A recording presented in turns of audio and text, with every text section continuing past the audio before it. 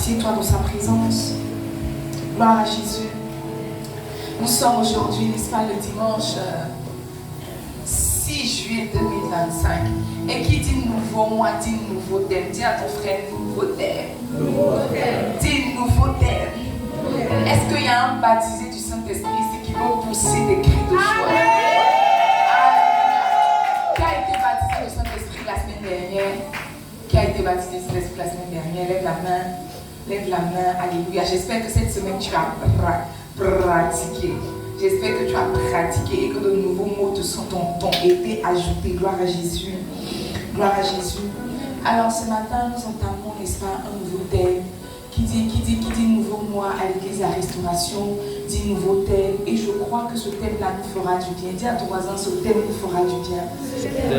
Oui, dis-lui bien, ce thème nous fera du bien. Lorsque le Seigneur a fait monter ce thème à mon cœur, j'ai dit que, Seigneur, je sais que les chrétiens de ma génération, n'est-ce pas, les chrétiens de mon ère aiment les tu vas travailler, tu vas te marier, tu vas bientôt voyager, tu vas bientôt, n'est-ce pas, tu vas faire quoi, enfanter, tu auras l'argent. Quand on prêche ce genre de thème-là, les chrétiens sont excités, n'est-ce pas? Les chrétiens sont dans la joie parce qu'ils savent que c'est leur besoin actuel. Si je dis aujourd'hui que je vois un esprit de prospérité financière, tu vas crier Amen jusqu'à dégosier la voix, n'est-ce pas? Parce que c'est ton besoin. Qui a besoin d'argent ici? Amen, viens mettre mes pieds. Qui a besoin d'argent ici? On a tous besoin d'argent. Et quand le Seigneur a fait monter ce thème-là à mon cœur, j'ai dit, Seigneur, quel thème. Mais je crois que Dieu nous fera du bien. Dis à ton frère, Dieu nous fera du bien. Oui, dis-lui, Dieu nous fera du bien. Vous voyez, si nous pouvons lire dans l'atmosphère, n'est-ce pas, si nous sommes sensibles au Saint-Esprit, nous allons constater, nous allons sentir que nous sommes entrés dans une nouvelle saison. Je ne sais pas si tu as reçu la capacité de lire l'atmosphère, mais de sentir l'atmosphère. Mais l'atmosphère de cette église a shifté. Comme les Ivoiriens aiment dire, on a bougé. Dis à ton frère, on a bougé. Dis-lui bien, on a bougé. Et le Seigneur nous a fait entrer dans une nouvelle saison. Le Seigneur nous a fait shifter. Déjà, même l'annonce de notre anniversaire nous montre que nous entrons dans une nouvelle saison. Quelqu'un qui quitte de 1 an, de 2 ans pour passer à 3 ans, rentre dans une nouvelle saison. La preuve que c'est une nouvelle saison, c'est que ta chaussure de 1 an ne peut pas t'entrer quand tu as 3 ans. Ça veut dire que tu rentres dans une nouvelle saison, tu rentres dans quelque chose de nouveau dans ta vie. Et si nous pouvons lire dans cette atmosphère, dans l'atmosphère spirituelle de cette église, on va constater, on va sentir que Dieu nous a introduits dans une nouvelle dimension. Dieu nous a introduits dans une nouvelle saison. Maintenant, vous voyez, le problème, c'est que quand les personnes sont introduites dans une nouvelle saison, la chose qu'elles font, c'est qu'elles pensent que la nouvelle saison est seulement une saison de réjouissance. Quand il pleut, on ne se réjouit pas seulement de la pluie, on ne paye pas seulement son maillet de bain. Quand il pleut, on ne fait pas seulement des projets de piscine. Quand il pleut, on pense à acheter une bassine pour recueillir l'eau, parce que la pluie n'est pas éternelle.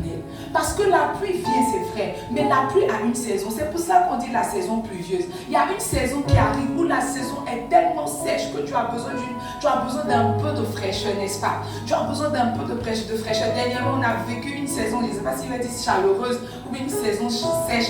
On a mis tous les climatiseurs, les 3 chevaux, les 4 chevaux, mais il faisait chaud. Il faisait vraiment chaud. On a multiplié les ventilateurs. On s'est juste rendu compte que c'était une question de saison. Quand les saisons arrivent, ce ne sont pas seulement des saisons de réjouissance, ce ne sont pas seulement des saisons de profit, c'est aussi des saisons de sagesse. Quand il pleut, on n'achète pas seulement son maillot de bain. Quand il pleut, on achète une bassine pour recueillir l'eau. Parce que la pluie n'est pas éternelle. Dis à ton frère, la pluie n'est pas éternelle. Dis-lui, la pluie n'est pas éternelle. La Bible nous dit, n'est-ce pas, dans Jean 9, le verset 4, donne-moi la portion d'écriture. Jésus dit, il faut que je fasse, tandis qu'il est jour, les œuvres de celui qui m'a envoyé. La nuit vient où personne ne peut travailler. Même Jésus avait la conscience des temps et des saisons. Jésus dit, c'est vrai que je suis avec vous. C'est vrai que je suis avec vous sur la terre. C'est vrai que je vous parle d'un royaume éternel. C'est vrai que je fais des miracles. C'est vrai que je ressuscite des morts. Mais vous voyez, il faut que je fasse, tandis qu'il fait jour, les œuvres de celui qui m'a envoyé. Parce qu'il y a une saison qui va arriver. Cette saison-là s'appelle la nuit. Et quand la nuit nuit va arriver, personne ne peut travailler. Généralement, mais quand il fait nuit, on rentre tous dans nos maisons, n'est-ce pas? Parce que la nuit n'est pas une saison de travail. La nuit est une saison de repos. C'est la journée qui est une saison de travail. Quand Dieu lance une nouvelle saison, quand Dieu introduit dans une nouvelle saison, ce n'est pas seulement une saison de repos, c'est aussi une saison de travail. Dis à ton frère une saison de travail. Oui, dis-lui une saison de travail. Il y a une saison dans ta vie, si tu ne bâtis pas, tu vas arriver à une autre saison où tu seras mendiant, où tu seras dans la honte. Il y a une saison, si tu n'as pas travaillé dans ta vingtaine, si tu n'as pas travaillé dans ta trentaine, si tu n'as pas travaillé dans ta quarantaine, à 50 ans, tu seras en train d'envoyer un message aux gens pour dire que tu n'as pas 2000 là-bas pour moi, tu n'as pas 1000 francs là-bas pour moi, souscris 200 pour moi. Pourquoi? Parce qu'au moment de travailler, tu t'es amusé. Et au moment où on doit s'amuser, tu cherches à travailler. Il y a une saison pour tout. Et Ecclésiaste nous a dit, il y a un temps pour tout, il y a un temps pour s'amuser, il y a un temps pour faire des choses sérieuses. Et cette saison, pendant que le Seigneur nous a introduit dans une nouvelle saison, n'est-ce pas? Le Seigneur nous a introduit dans quelque chose, dans une nouvelle dimension. Cette saison, le Seigneur m'a dit, c'est la saison de bâtir. Dis à ton frère la saison de bâtir. Dis à ton frère la saison de bâtir. Nous sommes tous ici, n'est-ce pas, africains. Nous sommes tous africains, nous sommes tous précisément, bon, plus ou moins ivoiriens. Et la particularité des parents ivoiriens, remarquez, rares sont les parents d'avant qui ont laissé des terres à leurs enfants. Rares sont les parents d'avant qui ont laissé des maisons à leurs enfants. Ils vont parler de ton père, ils vont dire qu'il a aidé tout le village. Il a aidé tout le village. Il a électrifié le village. Il donnait de la banane plantée aux gens. Il donnait à manger aux gens. Mais il n'a jamais pensé à élever un édifice pour vous garder. C'est pour ça que tu vas voir des gens des années après, à des années plus tard, ils sont en train de chercher à louer maison. Pourquoi? Parce qu'au moment de travailler, leurs parents se sont amusés. Je prie que tu ne sois pas de cette génération qui ne laisse rien à ses enfants. Oui, que tu ne sois pas de ceux qui ne laissent rien à leurs enfants. Tu peux tout faire, mais mourir sans laisser une maison à tes enfants, tu les as pénalisés. Tu les as pénalisés. Peut-être que tu ne peux pas leur donner du travail, peut-être que tu ne peux pas ouvrir leur cerveau pour mettre l'intelligence et la connaissance dedans, mais au moins tu peux leur donner un toit pour s'abriter. Nos parents ont vécu. Dernièrement, on a une soeur qui a eu un problème, tout. Et ses parents, on a dit retourne dans la maison familiale. Elle dit que non, la maison que vous connaissez là, ce n'était pas notre maison, on louait. Depuis moi, je les connais, ils habitent là-bas, à Meressi, Pim 3. Dans mon esprit même là, c'est leur maison. C'est pas leur maison. Il louait toutes ces années-là, il louait. Maintenant, au soir de la vie de son papa, où la retraite est arrivée, il cherche un petit local. Puisque les enfants sont partis, il cherche une chambre salon. Il va terminer sa vie avec sa femme. Dis à ton frère miséricorde. Miséricorde. Dis-lui miséricorde. Miséricorde. Juillet pour nous, ce n'est pas seulement un nouveau mois. C'est le début d'une nouvelle saison. Et c'est la saison dans laquelle nous devons nous lever et bâtir. Moi, quand le Seigneur me donnait ce thème, je me suis dit que c'était le thème de notre anniversaire, n'est-ce pas? Il m'a dit que ce n'est pas le thème de notre anniversaire. Parce qu'un anniversaire, on le fait un jour. Tu es né un jour. Moi, je suis né le 30 octobre. Au cas où vous voulez faire mon anniversaire, faites ça vers septembre. Parce que octobre, on ne sait pas. Donc, si vous pouvez rapprocher mon anniversaire, on va se réjouir. Et puis, mon anniversaire, c'est jusqu'à le 30 octobre. Ça veut dire qu'on va faire la chose avant mon anniversaire. Donc, si la chose n'a pas pris, mon anniversaire n'a pas pris. Si vous voulez faire mon anniversaire, faites un peu vers septembre. Venez un peu vers septembre, on va se réjouir. Si octobre a pris, on va couper un gâteau. Si octobre n'a pas pris, au moins, il y a eu mon anniversaire. Amen. Amen. Je me suis dit que c'était juste notre thème de l'anniversaire. Le Seigneur m'a dit non. C'est le thème de la saison. Il dit levons-nous et bâtissons. Dis à ton frère levons-nous et bâtissons. Dis-lui bien levons-nous et bâtissons.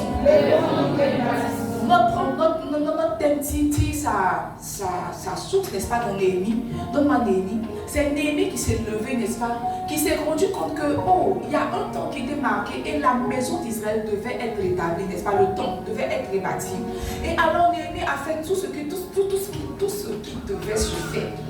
Et la Bible dit dans Néhémie 2, verset 18, il dit, et je leur racontais comment la bonne main de mon Dieu avait été sur moi et quelles paroles le roi m'avait adressées. Il dit, levons-nous et bâtissons. Et il se fortifiait dans une bonne résolution.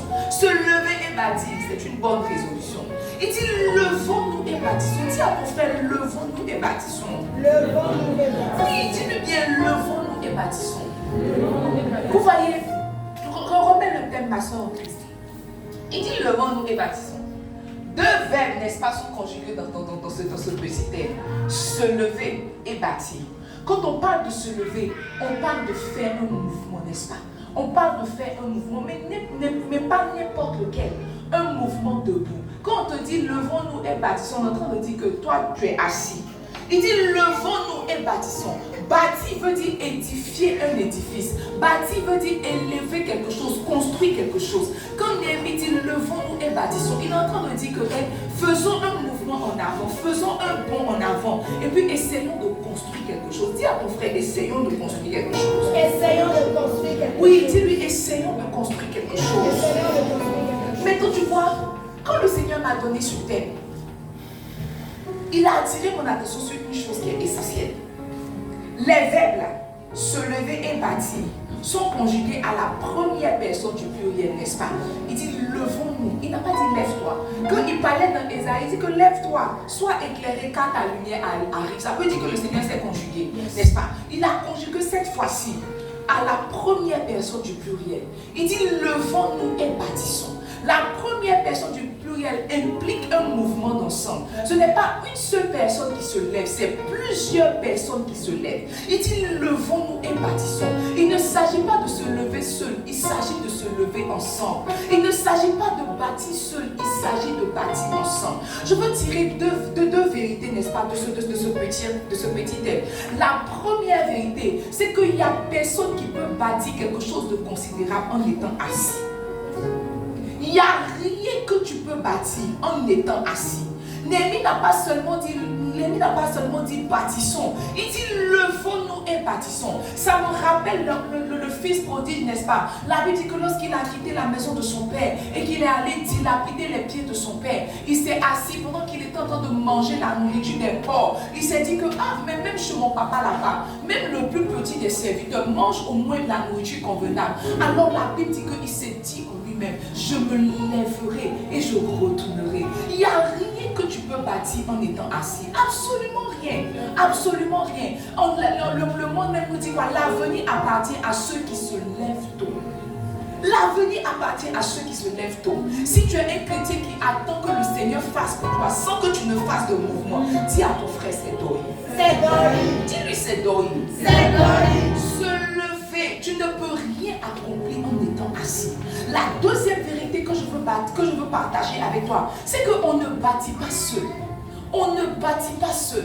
Oh, on ne bâtit pas seul. J'ai appris par expérience. J'ai vu de mes yeux et j'ai vu dans les Écritures qu'il n'y a rien que Dieu a bâti en étant seul. Même pour bâtir l'église, il a dit, tu es pierre et sur cette pierre, je bâtirai mon église. Mais Jésus, lorsqu'il s'est agi de bâtir l'église, il a fait une main d'association. Même quand il s'est agi de venir accomplir son ministère, accomplir sa destinée sur la terre, il a dit qu'il n'a pas accompli sa destinée seul. Il a choisi 12 personnes avec lesquelles il a managé le pouvoir de Dieu, le potentiel de Dieu en lui, jusqu'à ce qu'il atteigne sa destinée. Dis à ton frère, il n'y a rien que tu peux bâtir seul. Oui, dis-lui, il n'y a rien que tu peux bâtir seul. Tu vois, pour te montrer la véracité de cette vérité, c'est qu'on ne peut pas faire un enfant seul. C'est On vrai. ne peut pas. On ne peut pas. Il faut être deux. Même quand il n'y a pas un rapport sexuel, on prend le spermatozoïde de quelqu'un et on dissémine la chose. Il n'y a rien que tu peux bâtir seul. Absolument rien. Si tu es là et que tu as un esprit solitaire, dans ton esprit, toi, tu aimes faire les choses toi seul. Dans ton esprit, toi, tu n'aimes pas trop te mélanger. Dans ton esprit, à toi, dans ta famille, là, vous êtes un peu timide. Dis à ton frère, c'est pas de Dieu.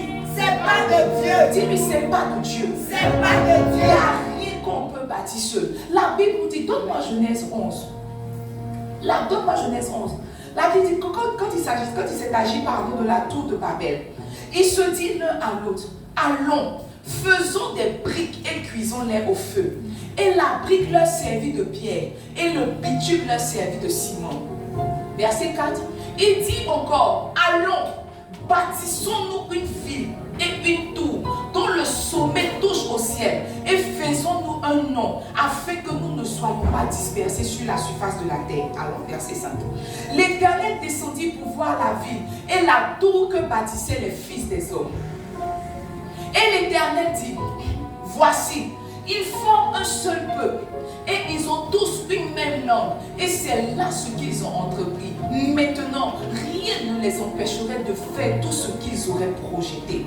Là dit que des personnes se sont levées et elles ont décidé de bâtir une tour. Et elles se sont dit, mettons-nous ensemble, faisons des briques, faisons du bitume et bâtissons-nous une tour. Là dit que alors qu'ils étaient en train de se bâtir la tour, l'Éternel est descendu et il a dit que ceux-là, de toute façon ils sont unis, de toute façon ils sont en train de faire là, rien ne peut les arrêter. Alors on va descendre pour casser ça. Ça veut dire que quand des personnes sont unies, il n'y a rien qu'elles ne puissent pas accomplir. Absolument rien.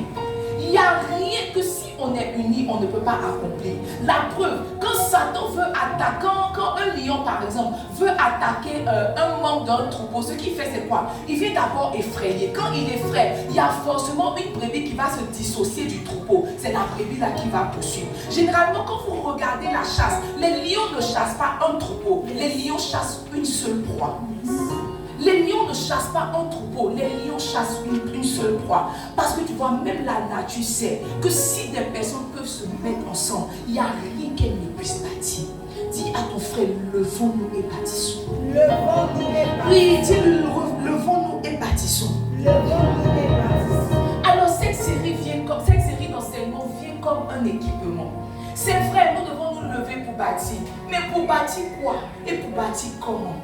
Pour bâtir quoi et pour bâtir comment? Ces derniers temps, cette dernière décennie, on voit de plus en plus de jeunes bâtir, n'est-ce pas? On voit de plus en plus de jeunes élever des édifices, construire des maisons. Pourquoi? Parce qu'ils ont été éduqués.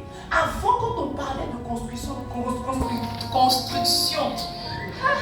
de maisons, avant quand on parlait de construction de maisons, on se disait que pour construire une maison, il faut être riche, n'est-ce pas? Pour construire une maison, il faut avoir un salaire de ce salaire. Mais tu vois, il y a des personnes qui sont venues avec une certaine sagesse et qui nous ont montré que pour bâtir, on n'a pas forcément besoin d'argent, on a besoin de sagesse.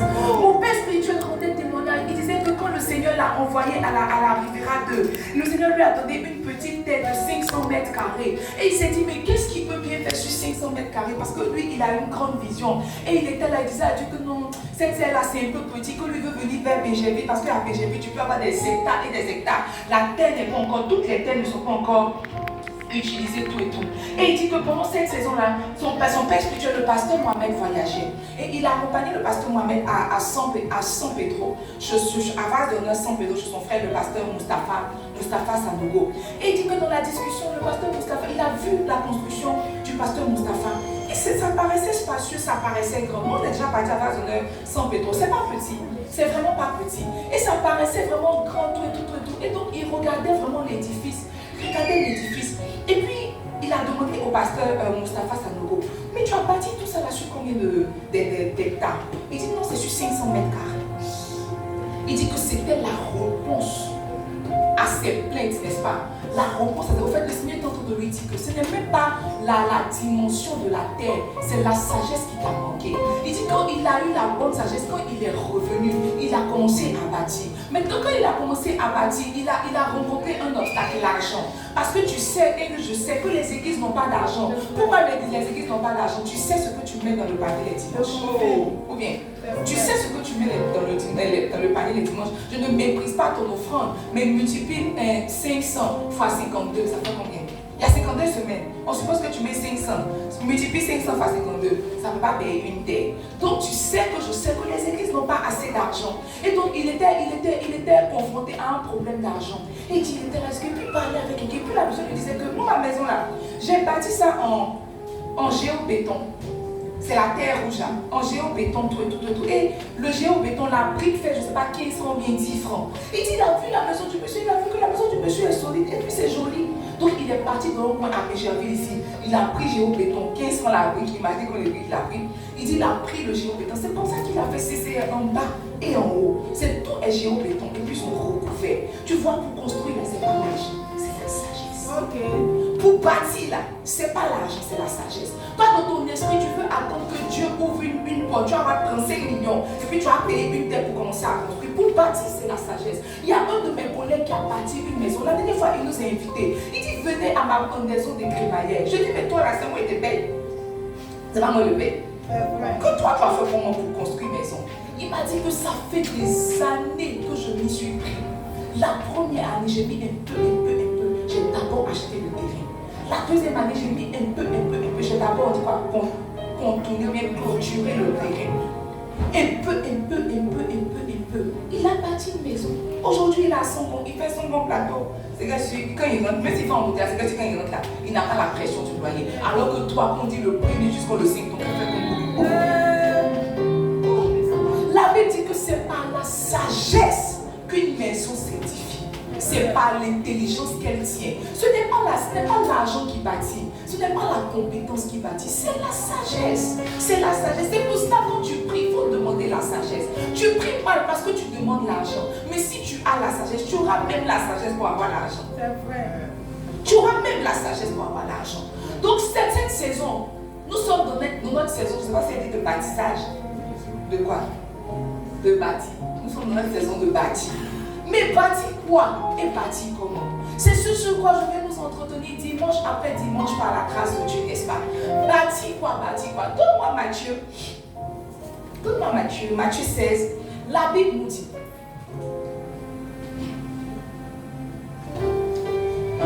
Ok, donc j'ai dit.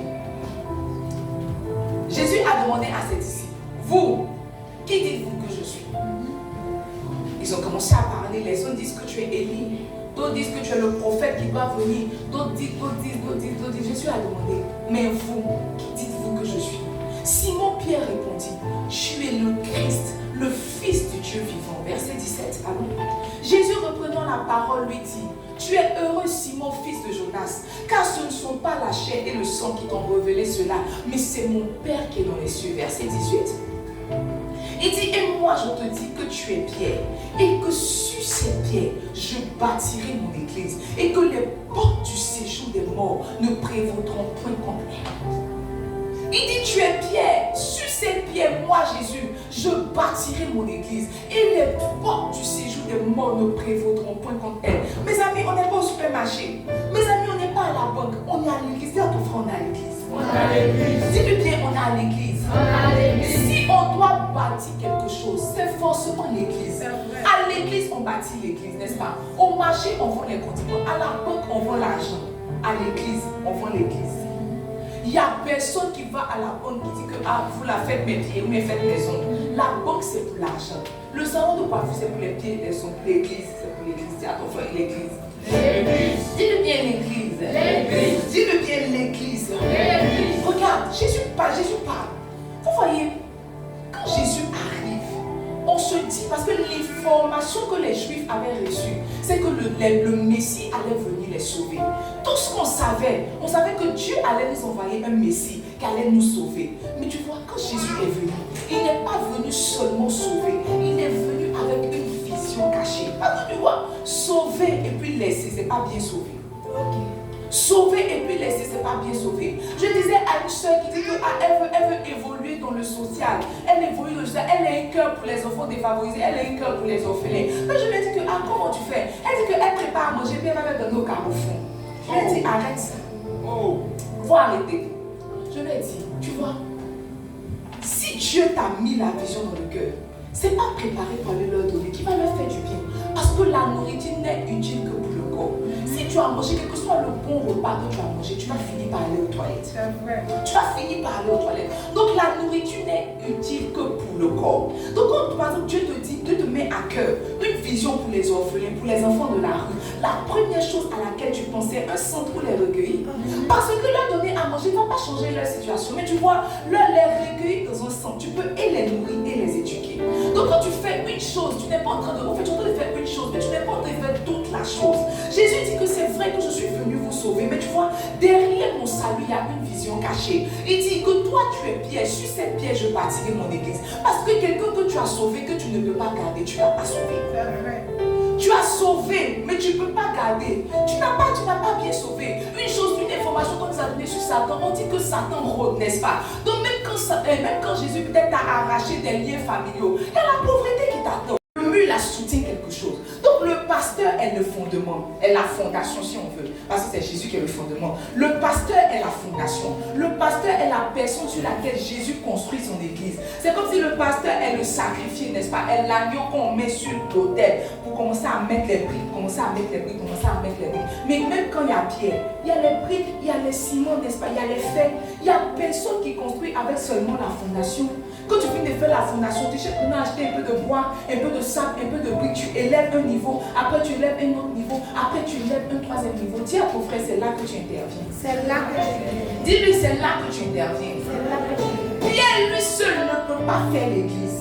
Pierre lui seul ne peut pas faire l'église. Généralement, quand on parle d'église, dans ton esprit, c'est le pasteur. L'église, ce n'est pas le pasteur. Le pasteur n'est que la fondation. Le pasteur est celui qui a reçu la vision, n'est-ce pas, par révélation, comme Pierre, qui a reçu que tu es Christ, le Dieu vivant. C'est comme ça que Dieu se révèle au pasteur pour dire que bon, cette saison-là, je veux faire une église. Appelle l'église à la restauration. Tout le rôle du pasteur, c'est de faire naître l'église. Maintenant, qui va faire monter l'église là? Dis à ton frère, c'est là que tu interviens. C'est là que tu interviens. Dis-lui, c'est là que tu interviens. C'est là que tu interviens. C'est là que tu interviens.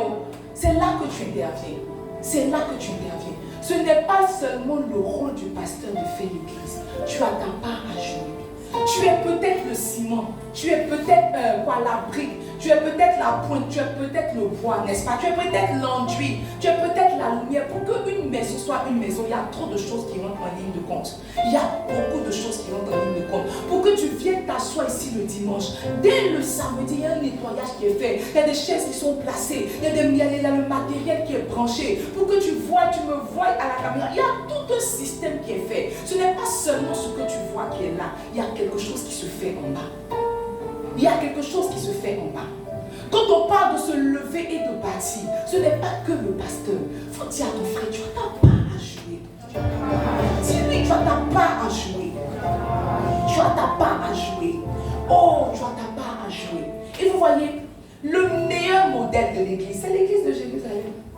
Quand il a dit à Pierre, tu es Pierre, sur cette pierre je bâtirai mon église. La Bible dit que dans Acte 2, alors qu'ils étaient dans la chambre haute, le Saint-Esprit est descendu sur eux. Le Saint-Esprit est descendu sur eux, ils ont commencé à parler. Et Pierre s'est levé. Il a commencé à prêcher l'évangile. Sur le champ, 3000 personnes se sont converties. C'était le début de l'église de Jérusalem. Quand il a dit que tu es Pierre, sur cette pierre je bâtirai mon église, il est en train de dire à Pierre que c'est par toi que l'église va naître. Donc Pierre a prêché l'évangile. 3000 personnes se sont converties. Maintenant, l'église est là. 3000 personnes sont là. Comment est-ce qu'on fait pour les manager? La Bible dit qu'ils étaient tous ensemble. Dis à ton frère, ils étaient tous ensemble. Oh, dis-lui, ils étaient tous ensemble. Donne-moi Acte 2, versets 44 à 47. La Bible dit que tous ceux qui croyaient, c'est pas Acte 3, hein, c'est dans le même Acte 2. Quand Pierre a gagné les 3000, la Bible dit que tous ceux qui croyaient, ils étaient dans le même lieu, ils avaient tout en commun. Alors, ils vendaient leurs propriétés et leurs biens et ils en partageaient le produit en tous, selon les besoins de chacun. Verset 46. Ils étaient chaque jour tous ensemble, assidus au temple. Ils rompaient le pain dans les maisons et prenaient leur nourriture avec joie et simplicité de cœur. Quand la première église de Jérusalem est née, la première chose que Dieu a fait, Dieu ne leur a pas donné une bâtisse. Dieu ne leur a pas donné une bâtisse. Généralement, quand on parle d'église, ce qui monte dans ton esprit, c'est la bâtisse. Mais tu vois, quand Pierre a gagné 3000 personnes, la Bible dit que Dieu n'a pas construit en même temps un édifice pour eux. Ce que Dieu a permis qu'ils se fassent, c'est que Dieu les a gardés ensemble. La dit qu'ils étaient tous ensemble. Chaque jour, ils étaient assidus au temple. Ils rompaient le pain dans les maisons. Ils prenaient leur nourriture avec joie et simplicité de cœur. C'est alors que l'évangile a commencé à se répandre. Tu vois, si tu veux être un acteur dans ce que nous sommes en train de bâtir, je veux te partager une clé ce matin. Dis à ton frère la communion fraternelle. La communion fraternelle. Oui, dis-lui la communion fraternelle. Regarde, on ne bâtit, c'est vrai qu'on bâtit l'église avec l'argent. On bâtit l'église avec la prière. On bâtit l'église avec le parlement. Mais tu vois, l'élément fondamental avec lequel on bâtit l'église, c'est la communion fraternelle. S'il n'y a pas la communion fraternelle dans une église, nous sommes tous des inconnus. C'est comme si on vient au restaurant, on mange un repas et on s'en va. L'idée derrière, l'esprit derrière l'église, Dieu n'a pas fait l'église comme un restaurant où tous ses enfants viennent le matin, ou bien tous ses enfants viennent à une certaine heure, ils mangent un repas, ils disent Amen et puis ils s'en vont. Ce n'est pas l'esprit derrière. Là, dit que quand la première église est née, ce que Dieu a semé, la première chose que Dieu a semé, c'est la communion fraternelle. Ils ne se connaissent pas. 3000 personnes là, ils ne se connaissaient pas. C'est comme toi, tu es là, tu ne connais pas ton frère, tu ne connais pas ta soeur. Petit, tu vas te dire, dis à ton frère, tu ne veux pas lui dire. Parle à ton frère, tu ne veux pas lui parler. Demande à ton frère, tu as quoi? Parle-lui à ton voisin. Toi aussi, le voisin à qui on veut parler, tu as fait ton visage là comme ça, on ne peut pas te parler. Tu n'es pas venu au restaurant, tu es venu dans l'église de Jésus. Et pour bâtir l'église de Jésus, la première chose qu'il faut, c'est la communion fraternelle. Quand tu viens dans l'église de Jésus, quand tu rentres au portail comme ça, quand tu franchis cette porte-là, tu laisses tes frustrations à la maison. Tu laisses tes problèmes à la maison. Tu n'es pas censé venir nous imposer ton humeur. Quand on dit ris, tu ris. Quand on dit pleure, tu pleures. Parce que tu vois, on est venu partager ensemble. Amen. On est venu partager ensemble. Parle à ton voisin c'est ton visage. Mais même je veux faire comme si je veux faire tout pour que vous fassiez l'amitié. Je dis insiste, il fait son visage. Tu as quoi? Tu as quoi? Tu as quoi? Tu sais, tu peux te bluffer partout. Tu peux faire genre partout. Tu ne peux pas faire genre à l'église. Parce que celui devant qui tu viens te présenter, il voit une fourmi noire sur une pierre noire dans la nuit noire. Nous, on ne voit que ton vêtement, mais ton visage va serrer sur nous là. Derrière ça, il y a beaucoup d'impudicité. C'est ça aussi. Ton visage, tu as serré. Ton attitude de sérénité que tu fais là. Derrière là, tu n'as pas mangé. Tu n'as pas mangé. Donc tu vois, le genre que tu te donnes là, le genre que tu te donnes là, c'est pour qui? C'est pour qui? La Bible, ils étaient chaque jour tous ensemble assidus au temple. Ils rompaient le pain dans les maisons. Ça veut dire qu'ils avaient faim. C'est ça, maman.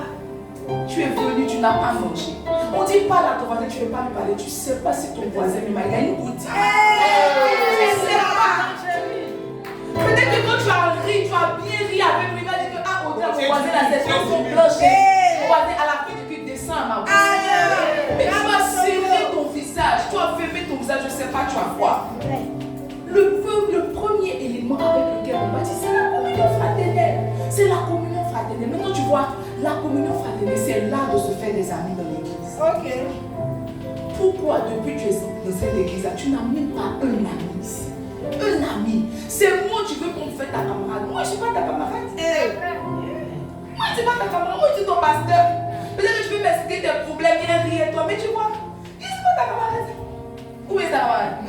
En tout cas, mon pasteur n'est pas mon camarade. C'est vrai qu'on rit ensemble. Mais tu vois, si on rit ensemble, qui tape mon épaule là, il va dire, ah papa, toi aussi. Il va lui taper. Donc tu vois, c'est pas parce qu'on te montre les dents qu'on est amis. La communion fraternelle, c'est là de se faire des amis dans l'église. Pourquoi tu fréquentes une église et tu n'as aucun ami dans cette église? Pourquoi tu fréquentes une église, quelqu'un t'a fait rentrer dans l'église et depuis tu as accroché à ses pieds comme kangourou? Pourquoi? Il t'a fait rentrer, mais il t'a fait rentrer pour que tu t'attaches ailleurs. Tu t'attaches ailleurs.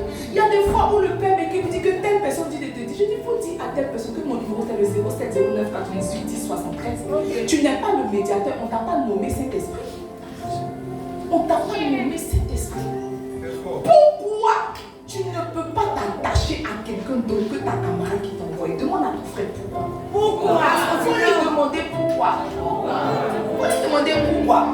La communion fraternelle, c'est là de se faire des amis dans l'église. Donne-moi Psaume 133, verset 1 à 3. La Bible nous dit, Cantique des décrets de David. Voici, oh, qu'il est agréable, qu'il est doux pour des frères de demeurer ensemble. Verset 2. C'est comme l'huile précieuse qui répandue sur la tête, descend sur la barbe d'Aaron, qui descend sur le bord de ses vêtements. Verset 3. C'est comme la rosée des Hermons qui descend sur les montagnes de Sion, car c'est là que l'Éternel envoie la bénédiction, la vie pour l'éternité. C'est là que l'Éternel envoie la bénédiction et la vie pour l'éternité. Tu vois, la bénédiction et la vie pour l'éternité ne sont pas dans un lieu, ils sont dans une forme d'atmosphère. Ok. C'est pas un lieu. La femme, la Samaritaine, a dit à Jésus qu'on nous a dit qu'il faut aller sur la montagne pour adorer. Jésus lui a dit que non, ça s'est passé. Maintenant, pour adorer, on adore Dieu en esprit et en vérité. Peut-être qu'avant, on allait dans un lieu pour avoir la bénédiction. Mais David dit qu'il est beau pour des frères de demeurer ensemble. Parce que c'est là que le Seigneur relâche la bénédiction. C'est là que le Seigneur relâche la vie, et ce pour l'éternité. La bénédiction et la vie ne sont pas dans un lieu. Ce n'est pas parce que tu viens dans l'église que tu reçois la bénédiction. Ce n'est pas parce que tu viens dans l'église que tu reçois la vie. C'est parce que tu communies que tu reçois et la vie et la bénédiction. Ça veut dire que toutes les fois où tu es venu et tu n'as pas communié, tu n'as rien reçu. Tu n'as rien reçu. Nous tous, on est partis à l'école, on écoutait nos professeurs parler. Quand ils sortaient, on ne retenait pas la leçon. Si tu avais retenu, tu allais avoir bac avec mention. Ça veut dire que prêcher, que je prêche là, si tu as trop retenu, c'est 10%. Ce qui reste quand tu rentres, c'est la communion que tu as eue. Ce qui reste quand tu rentres, c'est la communion que tu as eue. On ne bâtit pas une église avec le parler, non. On bâtit une église avec les relations. Mon frère, comment tu vas? Je t'ai vu ce dimanche, tu ne te sentais pas bien. Ah non, je passe par un temps difficile. Ok, je viens, je dois, je prie. Ah mon frère, la chose pour laquelle on a prié, Dieu a fait. Wow, c'est ça l'église. Tu es venu, tu souffrais, tu retournes, tu souffres. Tu as quoi? Tu es venu, tu souffres. Tu retournes, tu souffres. Et quand on demande, tu fais de quelle église? Tu dis la restauration. Oh, mais ça fait des années que je suis là, ma vie n'a pas changé. Mais ta vie ne peut pas changer. Parce que la bénédiction n'est pas dans ce lieu. La bénédiction est dans l'atmosphère de ce lieu. Tu ne participes pas à l'atmosphère, tu n'auras pas la bénédiction. Tu ne participes pas à l'atmosphère, tu n'auras pas la bénédiction. Pourquoi tu ne veux pas te faire des amis dans l'église? Ah, l'église, c'est là-bas, on critique. Ah, l'église, ils vont dire, ah, l'église, il y a des comportements. Mais tu vois, l'église, c'est un hôpital. Peut-être que toi, ta maladie, c'est cancer, on ne voit pas. Et elle, sa maladie, elle boite. C'est pour elle qu'on voit. On dit, c'est celui qui a ce l'oiseau. Tous les oiseaux mangent du mille, n'est-ce pas? Mais c'est celui qu'on a attrapé, qu'on appelle mange-mille. Peut-être que toi, ta maladie est invisible, elle, sa maladie est visible. Mais à l'église, si quelqu'un vient à l'église, c'est parce qu'il est malade. À commencer par le pasteur. À commencer par le pasteur. Quand ils sont appelés sol de tasse, là, il était aveugle. Il ne voyait pas. Donc, le pasteur même est malade. Les fidèles sont malades. Maintenant, l'évangile prêché jour après jour nous apporte la guérison. C'est pour ça que la Bible dit, il envoya sa parole. Et sa parole les guérit. Nous tous ici, on est malades. Donc, si la raison pour laquelle tu ne veux pas faire la communion fraternelle, c'est la maladie de ton frère, rappelle-toi que toi, tu es malade. Jésus a dit, tu vois la paille qui est dans ses yeux, toi-même, il y a une poutre dans tes yeux. Ce que tu identifies chez ton frère là, tu as ça. Dis à ton frère, tu as ça. Dis à ton frère, tu as ça. Et peut-être que tu as ça multiplié. La vraie vie de l'église, ça va au-delà des cultes. Au-delà des cultes. Au-delà des cultes. Moi, je viens du CCR. La particularité du CCR, c'est qu'on rentre à 5 heures. On sort hier. Demain. On rentre hier.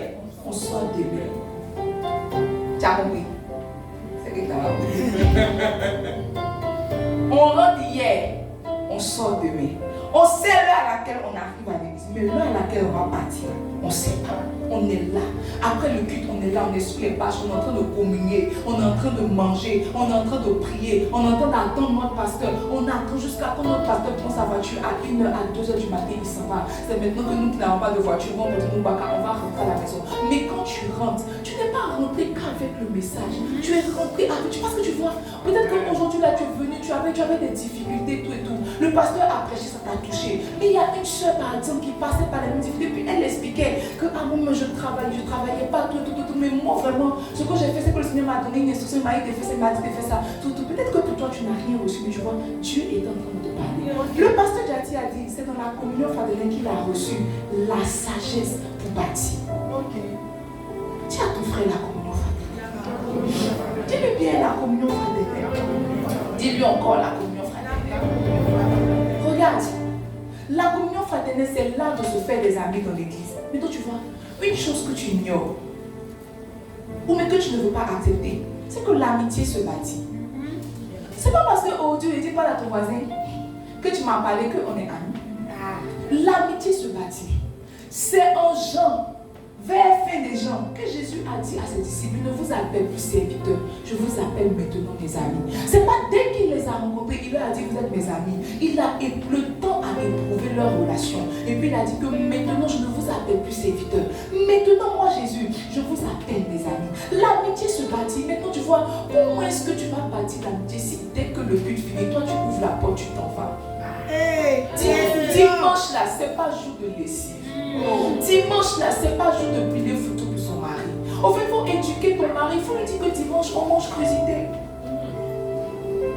Dimanche là, c'est quelques carottes râpées. On mange. Dès que dimanche, on arrive à la maison, ça, il y a fait carottes, comme ça, il y a mis œuf, il y a mis vinaigre, tu as mangé, tu es rassasié. Dimanche là, on ne se presse pas pour rentrer à la maison. Parce que tu vois, Jésus a appelé le 7e jour le jour du repos. Ce n'est pas le jour du demi-repos, c'est le jour du repos. C'est le jour du sabbat. Le sabbat est le jour du Seigneur.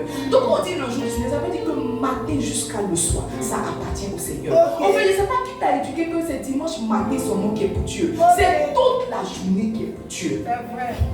Toute la journée c'est pour Dieu. Tu ne peux pas venir à l'église et puis avoir un projet après. Dis à ton frère, ça se fait pas. Ça se fait pas. Dis-lui bien, ça se fait pas. Ça se fait pas. C'est-à-dire que tu aménages ton temps pour que ton dimanche soit libre. Ok. Tu informes ton mari, tu informes ta femme. Parce que tu vois, je vais te dire la vérité. Dis maman. Je vais te dire la vérité. Dis-nous. Souvent les chrétiens sont de mauvaise foi. C'est vrai. Tu vas te lever le matin à 4 heures pour aller au travail. C'est vrai. Et quand il sera 20h, tu vas écrire à ton mari et à ta femme que j'aurai un contretemps, on m'a donné du travail à faire. Il va dire vas-y chérie. N'est-ce pas? Tu vas rentrer vers 22h, il va dire que ma femme c'est une femme battante, il va même mettre ta photo en statut moussoliment. Elle se bat dans la vie. Il accepte des heures supplémentaires, elle accepte des heures supplémentaires. Maintenant regarde, dimanche à partir de 13h il ne te voit pas. Votre affaire d'église là, c'est comment? L'église en fait prend tout ton temps. À cause de l'église tu ne t'occupes pas des enfants, à cause de l'église tu ne t'occupes pas du foyer. Regarde, c'est un seul jour la semaine. Si sur 7 jours, je n'ai pas massé le 7e jour, je ne suis pas une mauvaise femme. Si sur 7 jours, je n'ai pas donné l'argent le 7e jour, je ne suis pas un mauvais mari. Tu acceptes de donner lundi 6h, 18h à ton patron. Mardi, 6h, 18h. Il y a des personnes qui acceptent de travailler le samedi. Oui. Dans la loi conventionnelle, là, on ne travaille pas samedi. Mais des personnes pour 150 000 francs, elles acceptent de couper leur sommeil le samedi. Maintenant, demande-leur de faire un peu plus de temps à l'église. Tu les as tués. Tu as pris leur temps. En fait, tu es en train de leur demander trop. Parce que ce jour-là, c'est un jour, ils doivent avoir un marché. Ce jour-là, c'est un jour, ils doivent... Mais tu vois, c'est une séduction de Satan. C'est une séduction de Satan. Donne-moi Psaume 127. Oh, c'est une portion d'écriture que j'aime. La Bible dit qu'en vain, non, donne-moi Psaume 127. J'espère que c'est ça. C'est David qui parle. Il dit, Cantique des degrés de Salomon. Si l'Éternel ne bâtit la maison, ceux qui la bâtissent travaillent en vain. Regarde, ce que tu es en train de bâtir, si ce n'est pas l'Éternel qui bâtit, tu bâtis, mais tu bâtis en vain. C'est vrai. Tu bâtis, mais tu bâtis en vain. Je crois qu'il y a 2 ou 3 ans de cela, on a une soeur dans notre mouvement de femmes, n'est-ce pas?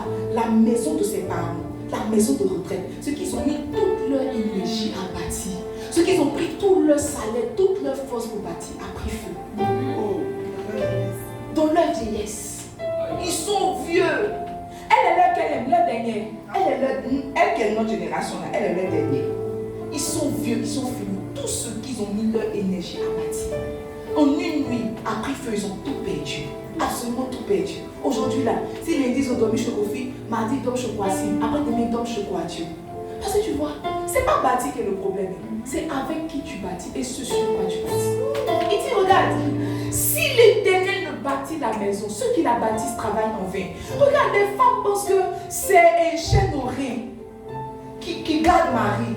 Elles pensent que c'est Djeka, avec, on dit quoi, Bongoli, qui garde Marie. Elles pensent que c'est Miel de Yahoo qui garde Marie. Il te dit la vérité. Je ne sais pas que peut-être que tu trouves pour vous là, vous vous mettez au plafond.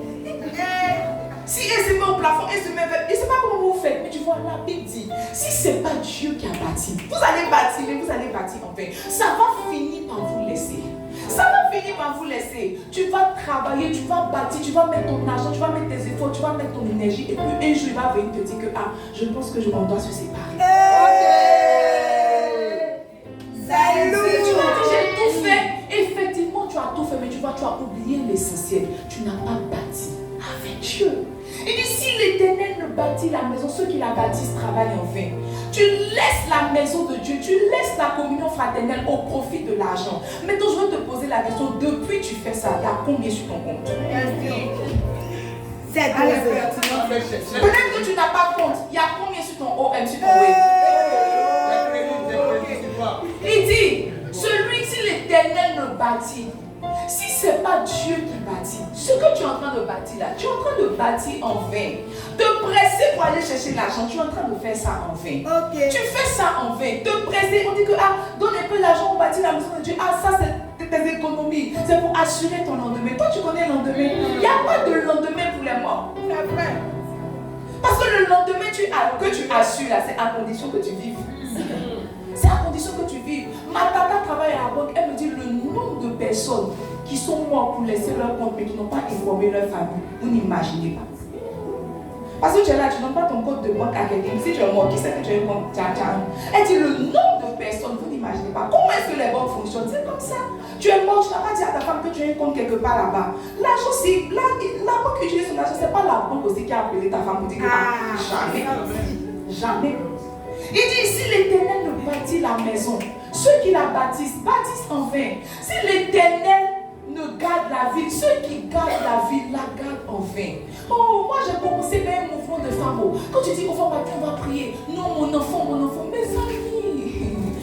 J'ai lu la dernière fois un témoignage d'une dame sur Facebook, dernièrement avant-hier. Elle dit que son enfant avait juste un hernie ombilicale, n'est-ce pas? Son enfant avait pratiquement 3 mois, il avait juste une hernie ombilicale. Que son père lui a dit que c'est juste une opération légère. Ils vont juste régler ça. Elle dit qu'elle est partie le jeudi avec son enfant à l'hôpital. Elle n'est pas rentrée avec l'hôpital. Elle dit les médecins l'ont appelée. Elle s'est dit que l'opération est finie, elle vient chercher son bébé. Elle dit son bébé allait bien.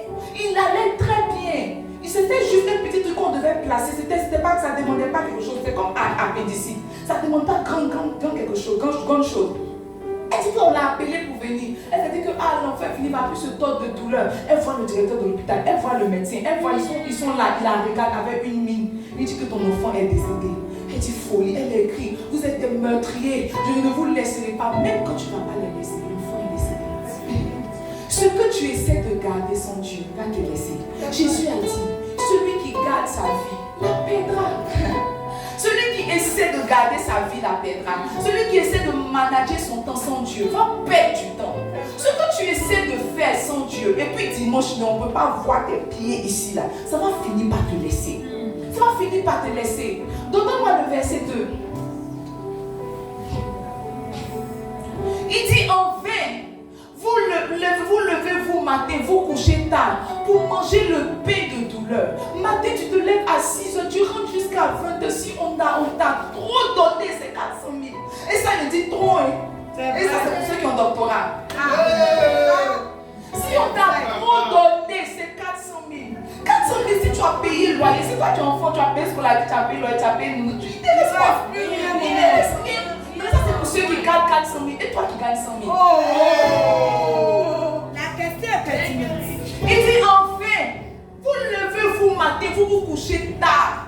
Vous faites toutes ces choses-là pour manger le pain. C'est le pain même que tu manges là. C'est avec beaucoup de douleur. Tu as travaillé pour enlever un peu de ton argent. Tu as mangé pizza, tu calcules encore. Ça veut dire que tu es esclave du travail. Parce que tu enlèves ton travail, tu enlèves toutes tes petites éducations. Tu n'as même pas quelque chose pour payer un nouveau vêtement pour porter. Tu manges le pain de la douleur. Tu fais tout ça là, mais tu es dans la douleur. Maintenant regarde, la Bible dit, il en donne autant. Il en donne autant. Ce que tu fais avec beaucoup de difficultés pour avoir, la Bible dit que Jésus donne autant à ses bien-aimés juste quand il donne. Ce que toi tu luttes pour avoir là, nous on se couche, ça vient.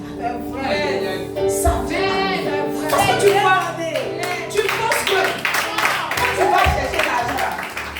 tu penses que quand tu vas chercher l'argent, quand tu te débats dans la vie pour avoir, tu as plus que nous. Très drôle.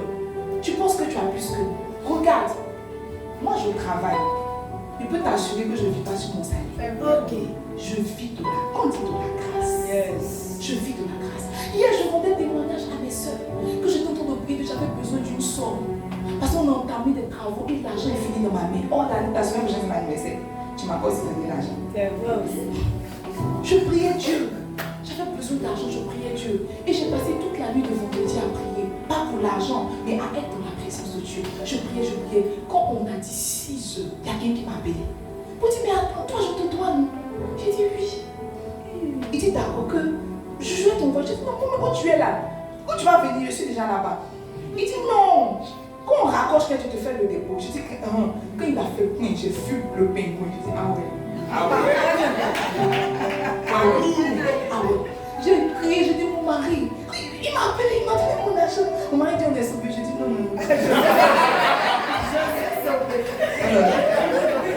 Non, faut pas. C'est pas tout en conjugue à la première personne. C'est pas tout en conjugue. Il dit on est sauvé. Je dis non, mon mari n'est pas sauvé. Comme ça. Parce que faut te calmer. C'est un témoignage que de donner. Mais ça ne va pas dire. C'était mon projet immédiat. Je ne vais pas dire que genre tu es déjà. Mais tu vois, j'ai juste passé du temps dans la présence de Dieu et la chose est venue. Yes. Regarde, tu penses qu'on est en train de perdre ton temps alors qu'on est en train de te donner la voix sans beaucoup de difficultés. Yes. Tu te dis que quand on te dit que reste avec nous à l'église là, on est en train de faire que ton mari va te laisser. C'est faux. C'est faux. Tu penses qu'on dit que quand tu vas rester là, tes enfants vont manquer d'affection. Mes amis, les gens qui ont eu affection, ils sont devenus quoi? Les gens on a mis ici, ils sont devenus quoi? Hier, moi je suis venue prier ici, je suis ici, mon fils à 1h. C'est lui qui s'est levé à 1h. Il ne pouvait pas laisser la prière. Mais il ne pouvait pas le laisser aussi. Bon, lui et puis moi dans le taxi, on est venu ici. Il a attrapé boîte de batterie là. On était là. Parce que tu vois, je ne peux pas choisir l'enfant pour laisser la présence de Dieu. Mais pas laisser aussi la présence de Dieu pour laisser l'enfant. Nakolabo.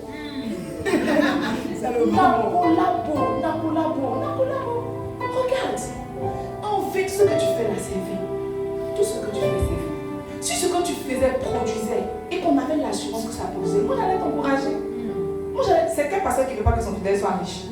Mais tu vois, ce qui prouve que ça marche pas. Depuis moi je suis ici, il m'arrête à la chaise, ça fait 2 ans. Je n'ai pas encore vu ton enveloppe modelée dans le panier. Ça veut dire que tu fais beaucoup d'efforts pour ne pas avoir. Souvent même c'est au pasteur que tu viens de lever. C'est pas mauvais, mais ça prouve que tu n'es pas en train de faire la bonne chose. Okay. Non, tu n'es pas en train de faire la bonne chose. Quand on reste, dans ton esprit, on perd notre temps. Mais tu vois, on prie. On cherche des stratégies pour bâtir l'église. On essaie de créer, on parle des âmes. Telle âme passe dans telle difficulté, on prie pour elle. Quand on reste ici les vendredis, on veille. On prie pour l'église, on prie pour nous. Quand on reste les samedis ici, on veille. On prie pour l'église, on prie pour nous. On est en train de faire la bonne chose. Toi, tu es en train de manger le pain de douleur. Toi, tu es en train de manger le pain de douleur. Regarde, tu ne perds pas ton temps quand tu passes du temps à l'église. Au contraire, tu es en train de gagner du temps. Dis à ton frère, tu gagnes du temps. Dis-lui bien, tu gagnes du temps. Dis-lui encore, tu gagnes du temps. Regarde, je vais te donner 3 raisons pour lesquelles tu dois pratiquer la communion fraternelle. Et nous allons prier. La première raison, c'est que tu vois, Dieu permet la communion fraternelle. Parce que entre toi et ton prochain niveau, il y a quelqu'un. Entre toi et puis ce que tu dois devenir là, il y a forcément un homme. C'est un leurre de penser que le Saint-Esprit va venir te prendre d'un point A pour t'envoyer à un point B. C'est faux. C'est faux. Le jour de la Pentecôte, quand l'Esprit est descendu, l'Esprit n'est plus remonté. Maintenant, les relations ne sont plus verticales, elles sont horizontales. C'est d'homme à homme. Il n'y a pas de Dieu à homme, c'est d'homme à homme, d'homme à homme. Regarde, quand Jésus s'est révélé à Saul de Tarse sur le chemin de Damas, il a dit que Dieu lui a annoncé les grandes choses qu'il doit faire, tout. Il a dit, va chez Ananias. Ananias va prier pour toi, afin que les écailles de tes yeux doivent tomber. Afin que les écailles de tes yeux tombent. Quand l'ange s'est révélé à Marie, il dit que le Saint-Esprit tombera sur toi, n'est-ce pas? La puissance du Très-Haut te couvrira. Et celui que tu vas enfanter va être appelé le Saint. Là, il dit que quand il a fini de lui dire ça, il dit, va chez Élisabeth, ta parente. Parce qu'elle aussi, elle a une longueur d'avance. Elle est enceinte que toi de 6 mois. Entre toi et ton prochain niveau, il y a un homme. Dis à ton frère, entre toi et ton prochain niveau, il y a un homme. Entre toi et ton prochain niveau. Dis-lui, entre toi et ton prochain niveau, il y a un homme. Regarde. Entre Joseph et Pharaon, il y a le panetier. Entre Joseph et Pharaon, il y a le panetier. Entre David et la royauté, il y a Jonathan. Entre Ruth et Boaz, il y a Naomi. Qui es-tu pour que entre toi et puis quelqu'un, il n'y ait pas quelque chose? Il ne faut pas penser que tu es le préféré de Dieu. Le seul préféré de Dieu, c'est Jésus. Le seul préféré de Dieu. Peu importe combien de fois on t'a dit que Dieu marche avec toi et que tu es la prochaine Catherine Kouma, tu es le prochain Jimmy Chouata, tu es le prochain Kakou Sévérin de la Côte d'Ivoire. Tu es tombé, tu t'es relevé. Ça va forcément passer par un homme. Le pasteur Salvoko rendait témoignage. Il disait comme ça que, il disait à un frère, à une soeur, dis à ton voisin, parle à ton voisin, tout. donne ton sujet de prière à ton voisin. Et puis vous ensemble, vous allez prier. Et la dame, elle t'a assistée de monsieur qui a dit que j'ai déposé mes dossiers dans telle société là. On n'a pas prié, ça va prendre. Oh, c'était le directeur de la société qui était là. Il lui a dit que ne prie pas, tu es embauché. Aïe, aïe, aïe, aïe, aïe, aïe, aïe, aïe, aïe. Regarde, si elle n'avait pas parlé au monsieur, elle s'était guindée. Elle allait déposer le papier, faire l'entretien, puis devant elle, c'est le monsieur. Il va dire que, madame, c'est le visage, c'est toi. Tu sais ton visage, mais tu ne travailles pas. Tu sais, c'est le visage, mais tu ne sais pas travailler. Il lui a dit, on ne prie pas pour ça, tu es embauché. Quand je te dis pas l'autre fois, tu ne sais pas qui est ton voisin. Est-ce que tu sais? Tu sais pas. Tu sais pas. Est-ce que par exemple, quand je dis au frère ici de parler à M. Otomba, est-ce qu'il sait que M. Otomba est un grand pharmacien? Il ne sait pas. Peut-être il a vu un petit monsieur qui a porté un petit vêtement, mais tu ne sais pas, un jour tu vas parler. Et puis il n'est même pas dans une pharmacie. Il est dans les hautes sphères de la santé. Vous avez dit un jour tu as un petit problème. Tu as un petit problème, genre il y a un petit problème. Il y a mon tonton qui est à l'église là-bas, il est dans le domaine. Attends, je vais l'appeler. Allô, tonton, c'est moi. Toi qui? On ne sait pas. Je suis dans ton église, mais tu es con. Parce qu'après le culte, tu t'en vas. Qui es-tu? Je n'arrive pas à mettre de visage sur les noms. Il y a des fois, mon mari me parle d'une personne. Je dis, mais c'est qui? Qui est-elle? Il dit, non, elle était là, elle était dans le fond. Je dis, je ne vois pas. Parce que quand je suis à la chaîne, vous pensez que vous voyez. Peut-être je vois ceux qui sont là, mais je ne vois pas au-delà. Peut-être à cause des lumières, je ne sais pas, mais je ne vois pas au-delà. Elle dit, non, elle était assise, elle est côté habillée, je ne sais pas. Mais si elle restait, si elle pratiquait la communion fraternelle, qu'ils allaient dire le nom, j'allais dire que c'est elle. C'est elle. Parce que je suis en train de voir que Félicienne n'est pas venue. C'est ça, non? Je suis en train de voir que. Mais pourquoi Félicienne n'est pas? Pourquoi je sais qu'elle s'appelle Félicienne? Parce que vendredi, elle vient veiller avec nous. Mon nom, il y a un nom sur son visage. Si Félicienne a un problème, qu'elle m'appelle, dit que allô, je sais qui c'est Félicienne. Elle dit, oh Félicienne, comment tu vas? Je commence à demander ton papa et ta maman parce que je la connais. Toi, tu m'appelles. Elle dit, c'est qui? J'étais venue la dernière fois. Il faut y voir pas. Mon frère ne voit pas. Mais toi, tu restes pas. Mais c'est toi qui appelles pour expliquer le problème. Pourquoi quand tu te bats, tu n'expliques pas tes problèmes? Le réseautage est l'un des bienfaits de la communion fraternelle. Tu ne sais pas qui est assis à côté de toi. Tu ne sais pas. Mon pasteur prêche sur la sagesse de Babylone, n'est-ce pas? Et puis on sortait. Et puis il y a un frère qui parlait. Il disait que non, il y a les problèmes et les impôts. Qu'on l'a taxé, tout. Il regardait, il riait. Il dit, mais il cherche. Il dit, mon frère, fiscalité là. Voilà ça. Il dit, tu fais fiscalité. Je dis, oui. Je fais fiscalité. Il dit, je peux m'aider. Je dis, non. Alors. Je dis, fiscalité, impôt là. Ça, c'est moi. C'est moi. Toi qui me dis, non, mais il faut m'aider. Je dis, mais moi t'aider. Parce que tu vois, quand je m'assois pour attendre papa, tu te dis que c'est que jeune fille qui était bête son temps jusqu'à 2 heures, elle ne travaille pas. Mais c'est malgré ça que je travaille. C'est malgré ça que j'ai fait la fiscalité. Moi, j'ai étudié le commerce. À quel moment j'ai appris la fiscalité? À quel moment tout ça là? Dieu m'a donné pendant que je dormais. Pendant que je dormais. Il dit, non, je t'ai appelé dans ce bien. Il ne faut pas m'appeler. Comme on est en France, on va pas se gérer des taxes. Comme les impôts allaient te taxer. C'est comme ça, tu ne sais pas qui a sorti de toi. Tu ne sais pas. Tu ne sais pas que la femme qui a sorti, c'est une grande vendeuse de caleçons.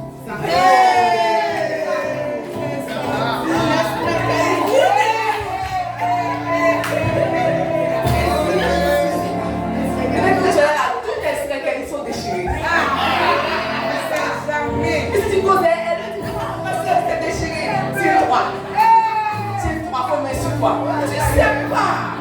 Dis à ton voisin, tu sais pas qui je suis. Tu ne sais pas qui je suis. Tu sais pas ou tu sais pas. C'est la raison pour laquelle quand on te dit de me parler, Dieu va me parler. Regarde, la seconde raison pour laquelle Dieu permet la communion fraternelle dans l'église, c'est que la communion fraternelle aiguise les caractères. Regarde, nous tous on est venus avec un caractère. Nous tous là, on est venus avec une manière de vivre, une manière de penser. Souvent là, tu es impoli à la maison. Mais quand tu viens rencontrer ici, les personnes font bonjour pasteur, bonjour pasteur. Moi, maman dit que tu as été un village, que tout le monde marche le pied gauche. Avant de te demander pourquoi on marche le pied gauche, il faut commencer à marcher par le pied gauche. Quand tu vois que ta mère, tu parles à ta maman, et puis la manière on parle ici, c'est pas pareil. Toi, tu rentres à la maison. Peut-être qu'on t'a pas dit, mais tu vas changer ton langage. C'est vrai. Tu vas changer ton langage. La communion fraternelle permet de déguiser le caractère. Donne-moi un proverbe. Il dit, proverbe 27, il dit, de Demain, il dit comme le fer aiguise le fer, ainsi un homme excite la colère d'un homme. On ne prend pas bois pour aiguiser fer, on prend fer pour aiguiser fer. Vous voyez les gens qui se promènent tout pour aiguiser couteau là, c'est quoi? C'est fer. Parce que couteau, c'est soit c'est fer, soit c'est aluminium. On ne prend pas bois pour aiguiser fer. Le jour où on a dit que Élisée a fait miracle, c'est quand il a pris bois pour attirer fer.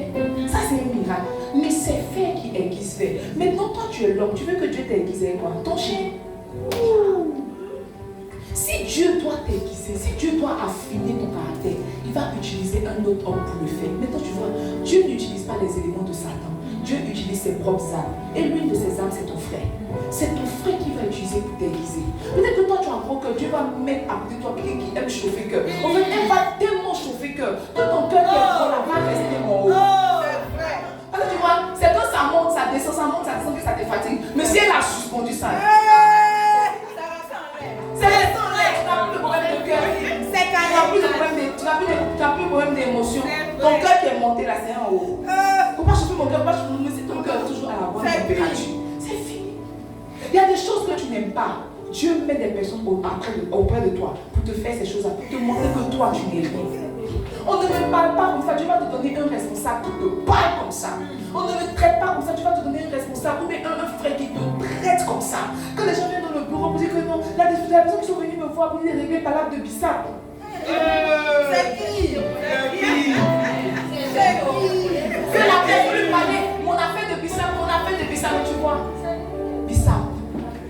On règle par l'acte de Bissap sur son pasteur. Bissap. Il souffre, vous me voyez comme ça. Bissap. Il doit trancher. Qui est la propriétaire de Bissap? Alors qu'un petit saut de Bissap est saisi. Et c'est deux personnes qui ont des enfants. Oui. C'est délicat. Ça veut dire que minimum de mari plein de commencer, ça va acheter un saut de Bissap. On peut se battre sur Bissap. Mais c'est dans l'église tu vois ça. C'est dans l'église qu'il voit ça. Ça permet d'exercer. En fait, la communauté va te permettre d'aiguiser ton caractère. Si tu étais timide, il y a toujours un frère qui va te faire sortir de ta zone de confort. Si c'est moi-même que tu côtoies forcément, ça l'a déjà attrapé. C'est dosé. Toi, tu n'aimes pas parler devant les gens. Quand je sais ça comme ça, je t'envoie un message pour dire que bon, je ne te dis pas à la maison, quand tu es déjà là, parce que tu peux rester. Quand tu es déjà là pour ça, je dis que ok, c'est toi qui dirige. Oui, tu es là, il a fait comment? Mais c'est qu'est-ce qui est arrivé si tu as fait? Oui, tu es là, tu dis que pardon, non. Quand tu vois les gens monter, c'est plus pardon. Ils n'ont rien à dire. Parler en langue, c'est notre langue. Ils vont pas. Ils parlent en langue, ils sont là. Ça de l'esprit, qui m'envoie. C'est pour ils les ont envoyés. Mais tu vois, à force de faire une fois, deux fois, trois fois, ils commencent à maîtriser les choses. Dans la communion fraternelle, on acquiert des compétences. Voilà, aujourd'hui, Jeanne d'Arc, elle venait. Jeanne d'Arc, elle a fait quoi comme? Elle a fait quoi dans la vie, je sais pas. Aujourd'hui, là, elle s'est au moins mettre verset sur l'écran. Elle s'est au moins fait. Tout ça, c'est quoi? C'est la communion fraternelle. Quelqu'un a appris à quelqu'un. Emmanuel était venu, il nous a menti, il sait jouer piano. Il nous a dit qu'il était un maestro. C'était un mensonge. Un maestro.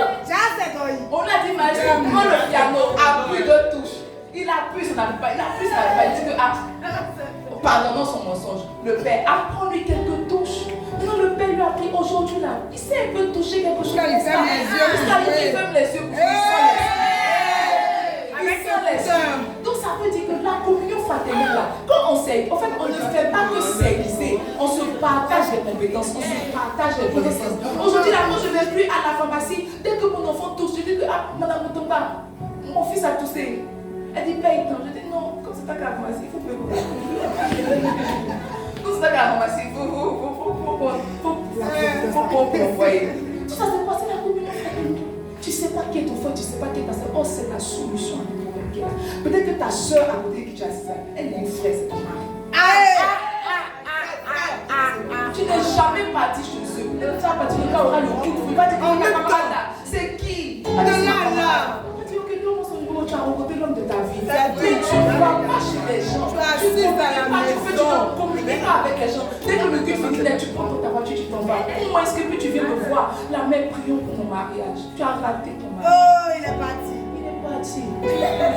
Il est parti. Il y a une soeur ici qu'on appelle Nao. Oui. Parce qu'elle a un frère qui était célibataire, qui a monté une de et sœurs, célibataires, bonjour l'amour. Mais imagine si il n'y a pas la communion fraternelle. On a eu un Célibataire en chercher Jésus. Marie pour casser l'esprit de célibat. Oh, c'est pas un esprit de célibat, tu ne fais pas la communion fraternelle. Tu ne souris pas. Tu ne souris pas, dis à ton frère, arrête ça. Arrête ça. Arrête ça. Arrête ça. Dis-lui, arrête ça. Regarde. C'est vrai qu'on rit. Mais l'un des piliers pour bâtir l'église, c'est la communion fraternelle. Si on est tous unis, comme on a lu dans Genèse 11, Dieu, en fait, c'est pas Satan qui a parlé, c'est Dieu même qui a dit que si, en fait, s'ils sont unis, rien ne peut les arrêter. Si nous sommes unis, rien ne pourra nous arrêter. Mon Dieu ne m'a pas appelé à faire l'église pour avoir 70 personnes. Non, si mon père spirituel a 4000 personnes, c'est le minimum que je puisse avoir. C'est 4000 personnes. Minimum. Comment tu peux avoir 4000 personnes qui ne se parlent pas? 4000 personnes qui ne se connaissent pas. Je ne connais pas. C'est là de se faire des amis. On est amis, on envoie d'autres amis. On est amis, on envoie d'autres amis. On est passé à 1 culte, 2 cultes, 3 cultes, 4 cultes. On est en train de faire l'église. Depuis que tu es ici, tu n'as jamais invité ton ami. Maintenant, on dit que tu ne vois pas ton ami, mais il faut te faire des amis si tu ne veux pas. Pourquoi tu combats mon ministère? Pourquoi tu combats mon ministère? Pourquoi tu combats mon ministère? Je suis trop une jeune fille pour souffrir, pour faire l'église. Il faut m'aider. Levons-nous et bâtissons. Ce matin, prends la décision qu'il y a quelqu'un ici qui sera mon ami.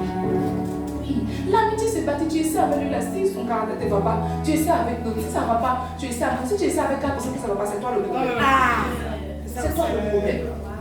Maintenant, amitié, tu le fais, c'est pas pour critiquer le pasteur. Rectification. C'est bon, il faut amitié, mais parler de Jésus. C'est le nom qui mérite d'être proclamé. Laissez mon nom, c'est une jeune fille, n'est-ce pas? Ce matin, je veux que tu prennes la décision.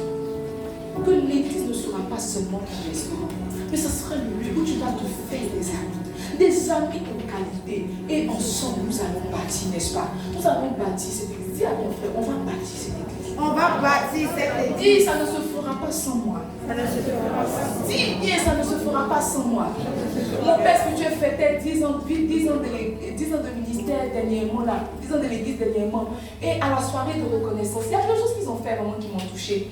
Il y a un piano, non, un chanteur qu'on envoyait venir chanter. Et quand il chantait, il dit que le monsieur, il chante bien, il est haut, il chante bien. Et quand le monsieur a fini de chanter, le pasteur l'a appelé, il dit que regardez, quand j'ai commencé le ministère, que je n'avais rien, c'est lui-là qui chantait pour moi. Il chantait sans toi, Jésus. Bon, là, c'est juste aussi qu'il savait jouer.